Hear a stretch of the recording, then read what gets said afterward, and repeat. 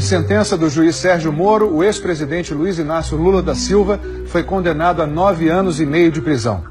O Fantástico explica agora quais foram os tipos de provas usados por Moro para chegar a essa decisão inédita. Se alguém tiver uma prova contra mim, por favor, diga. Eu ficaria mais feliz se eu fosse condenado com base numa prova. Mas na sentença, o juiz Sérgio Moro diz que as provas contra o ex-presidente Lula existem. E ele as detalha nas mais de 200 páginas da decisão. Moro condenou Lula a 9 anos e 6 meses de prisão pelos crimes de corrupção e lavagem de dinheiro, por ter recebido da OAS um apartamento triplex neste edifício, no Guarujá. Os recursos para a compra e reforma do imóvel, segundo a sentença, vieram de propina de contratos firmados entre a Petrobras e a OAS. E a sentença é o ato em que o juiz vai, diante das provas que foram produzidas, verificar se a versão da acusação é correta, se a versão da defesa é correta. Se ele tiver certeza da versão da acusação, com base nas provas, ele condena. O que levou à condenação do presidente Lula nessa sentença foi um conjunto de elementos. O juiz Sérgio Moro usou 3 tipos de provas: documentais, testemunhais e periciais. Uma sentença que tem várias provas, pouco importando a natureza dessas provas, documentais, periciais, testemunhais, ela é uma sentença mais forte do que uma sentença que tenha uma única prova. Quando Moro ouviu o depoimento do ex-presidente Lula em maio passado, assegurou: eu asseguro que vai ser julgado unicamente com base nas leis e na prova do processo. O senhor pode ficar seguro quanto a isso. A sentença de Sérgio Moro começa avaliando as chamadas provas documentais. As primeiras provas citadas são aquelas encontradas na casa de Lula, em São Bernardo do Campo, no ABC Paulista. Esta é a cópia de um termo de adesão assinado pela ex-primeira-dama Marisa Letícia, em 2005. O documento mostra a intenção em comprar um apartamento neste prédio, no Guarujá, litoral de São Paulo. Marisa, que morreu em fevereiro passado, se interessou pela unidade número 141. O casal guardava em casa um segundo termo, sem assinatura. O papel indica o interesse também pelo apartamento número 174. O prédio estava sendo construído pela Bancop, a cooperativa habitacional dos bancários de São Paulo. E na sede da Bancop foi encontrada mais uma prova que está na sentença: uma ficha de inscrição para adquirir uma cota no prédio do Guarujá, com data de 2005, em nome da ex-primeira-dama Marisa. Existe uma rasura no campo onde aparece o número do apartamento em que Marisa e Lula estavam interessados. A Polícia Federal periciou o documento. Os peritos concluíram que a proposta originalmente foi preenchida com o número 174. 174 é a unidade que corresponde ao triplex, com 215 metros quadrados de frente para o mar nos últimos andares do edifício. O número foi rasurado para 141, um imóvel menor, de 85 metros quadrados nos fundos do prédio. Com base nas provas, Moro conclui na sentença: havia intenção oculta de aquisição do apartamento 174, ou seja, o triplex. Na decisão, o juiz Sérgio Moro afirma que as investigações mostraram que Lula e Marisa pagaram 50 das 70 prestações do apartamento mais simples, o 141, e que o casal parou de fazer os depósitos em 2009. Na mesma época, a cooperativa Bancop, que estava com dificuldades financeiras, entregou o prédio para a OAS. Com a mudança, a numeração dos apartamentos foi trocada. O 141, o imóvel menor, virou 131 e o 174, o triplex, virou 164A. Nessa mesma época, os cooperados com cota no prédio tiveram que tomar uma decisão. Ou ficariam com os apartamentos e pagariam o restante do que deviam à OAS, ou desistiriam dos imóveis e ganhariam o dinheiro de volta. Na decisão, Sérgio Moro diz que há prova documental de que Lula e Marisa não realizaram nenhuma opção, nem foram cobrados a fazê-la. E que, interrogado, Lula não deu explicações sobre esses fatos. Ele soma tudo isso com o fato de que ele diz que houve uma reforma personalíssima, uma reforma que mesmo funcionários da OAS disseram que é uma reforma absolutamente atípica para os padrões da construtora. O juiz Sérgio Moro enumera notas fiscais da reforma, todas emitidas para a OAS, para comprovar que a empresa pagou pelas obras. Moro conclui: os custos atingiram mais de R$1 milhão e incluíram a instalação de elevador privativo, cozinhas, armários, ampliação do deck da piscina e até eletrodomésticos. O juiz também usou como provas depoimentos de réus e testemunhas. Entre acusação e defesa, mais de 70 pessoas foram ouvidas por Moro neste processo.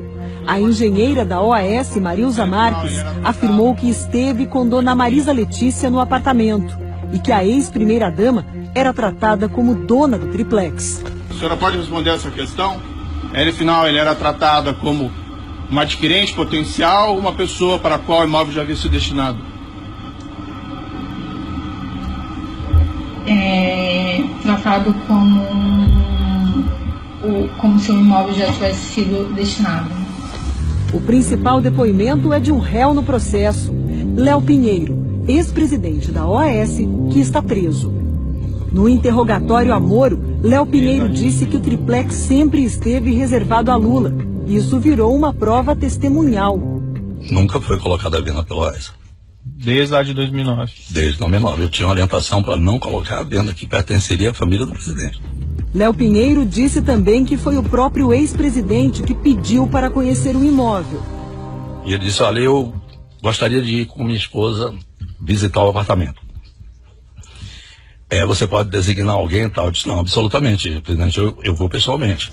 Esta foto de 2014, revelada pelo Jornal Nacional, mostra Lula e Léo Pinheiro no triplex.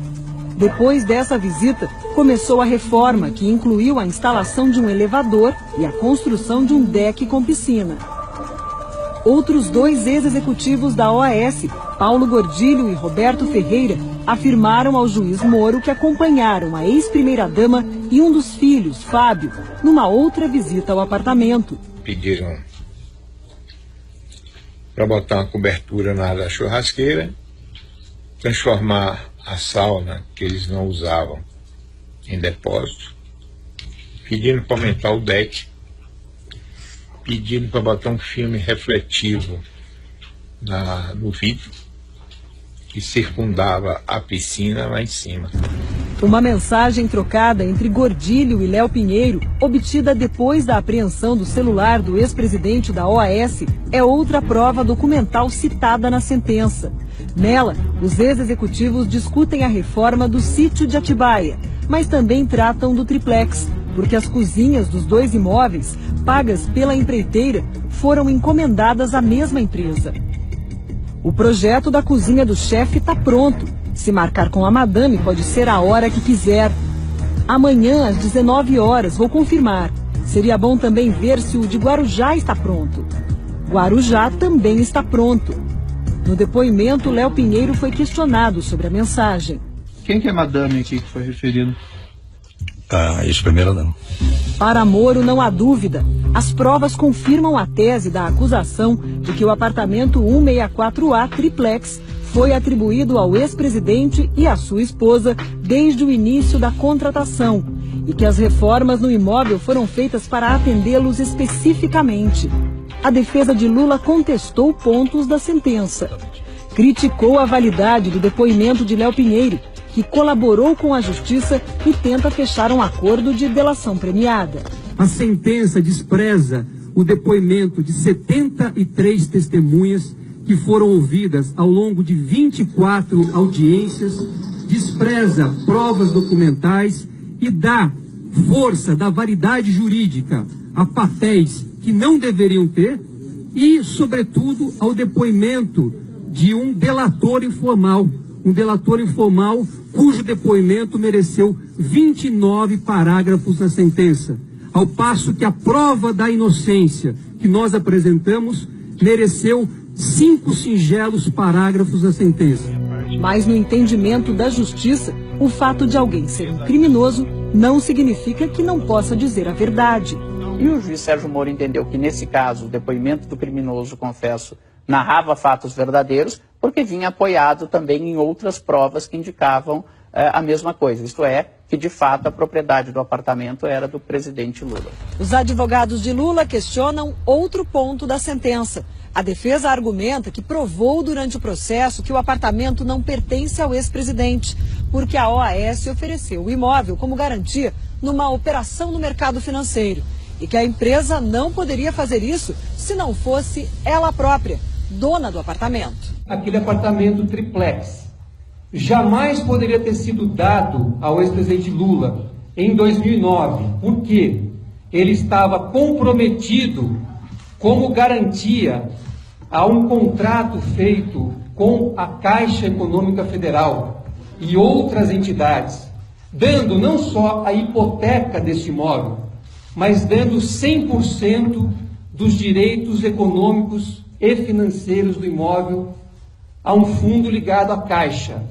Esta prova foi simplesmente tratada de forma superficial e claramente sem nenhum interesse pelo juízo. Veja o que diz a sentença sobre a hipoteca do triplex. Se trata aqui de uma operação normal de financiamento que captou recursos no mercado financeiro e oferecendo como garantia imóveis em construção. Essa é uma operação relativamente comum no mercado financeiro, até porque quando os apartamentos estão sendo construídos ainda, efetivamente nenhum comprador é proprietário do apartamento. O que se tem com variáveis negócios são compromissos de compra e venda, promessas de compra e venda, ou no caso de cooperativas, cotas da cooperativa que dão direito futuramente ao imóvel correspondente ao apartamento de número tal. A sentença diz também, não foi oferecido como garantia apenas o triplex, mas todos os imóveis do referido empreendimento. As provas mostram que outros apartamentos do mesmo prédio também estavam hipotecados e, mesmo assim, foram negociados. Quem explica é o professor titular de Direito Civil da USP, Carlos Alberto Maluf. No processo, existem outras matrículas de outras unidades, de outros andares, tem nada a ver com o triplex do ex-presidente, que também consta essa hipoteca e foram negociados com terceiros, com outras pessoas. Isso esvaziou o argumento da defesa. Diante das provas, o juiz Sérgio Moro deu a sentença da condenação. Ele chega à conclusão de que está demonstrado, além de qualquer dúvida razoável, que o apartamento era de fato do presidente Lula.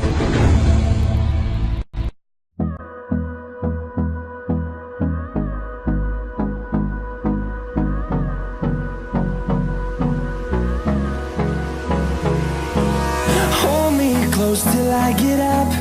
Time is barely on our side. I don't wanna waste what's left.